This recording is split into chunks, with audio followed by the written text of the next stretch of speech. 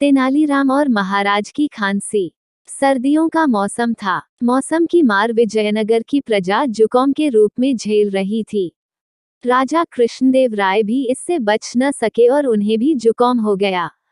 नाक बहने के साथ साथ खांसी से भी उनका बुरा हाल था। राजवैद्य बुलाए गए। राजवैद्य ने महाराज को औषधि दी और परहेज करने का परामर्श दिया। अचार, दही और खट्टे खाद्य पदार्थ खाने की महाराज को मनाही थे, किंतु महाराज कहाँ मानने वाले थे। उन्होंने सारी चीजें खाना जारी रखा। अब महाराज को कौन समझाता। सब निवेदन करके हार गए, किंतु राजा ने किसी की न सुनी। इस कारण उनकी तबीयत बिगड़ती रही।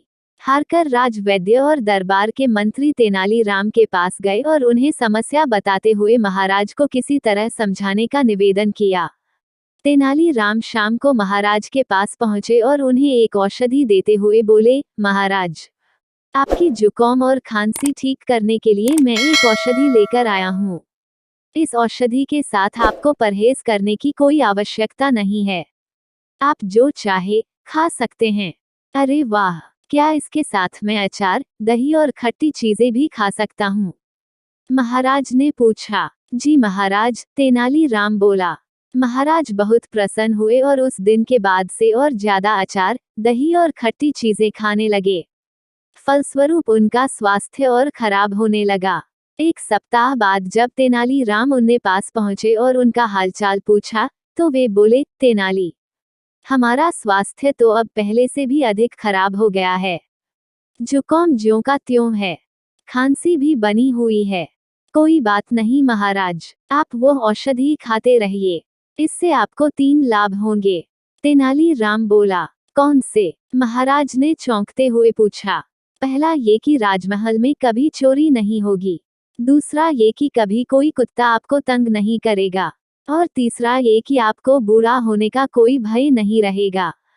तेनालीराम ने उत्तर दिया, ये क्या बात हुई? हमारे जुकाम और खांसी से चोर, कुत्ते और बुढ़ापे का क्या संबंध? संबंध है महाराज। यदि आप यूं ही खट्टी चीजें खाते रहेंगे तो रात दिन खांसते रहेंगे।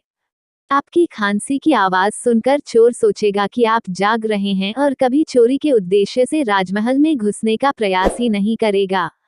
तेनालीराम मुस्कुराते हुए बोला, और कुत्ते हमें क्यों तंग नहीं करेंगे? महाराज ने पूछा। जुकाम खांसी से आपका स्वास्थ्य लगातार गिरता चला जाएगा। तब आप इतने कमजोर हो जाएंगे कि बिना लाठी चल नहीं पाएंगे।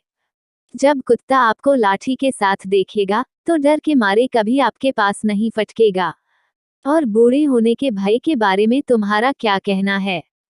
महाराज, आप हमेशा बीमार रहेंगे तो कभी बूढ़े नहीं होंगे, क्योंकि आप युवावस्था में ही मर जाएंगे। इसलिए कभी आपको बूढ़ा होने का भय नहीं रहेगा। टेढ़े तरीके से महाराज को वास्तविकता का दर्पण दिखाने के बाद तेनालीराम बोले, इसलिए महाराज मेरा कहा मानिए। कुछ दिनों तक अचार, दही और खट्टी चीजों से किनारा कर लीजिए। स्वस्थ होने के बाद फिर जो मन करे खाइए।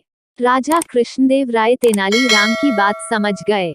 उन्होंने खट्टे खाद्य पदार्थों से परहेज कर लिया और कुछ ही दिनों में वे पूरी तरह से स्वस्थ हो गए।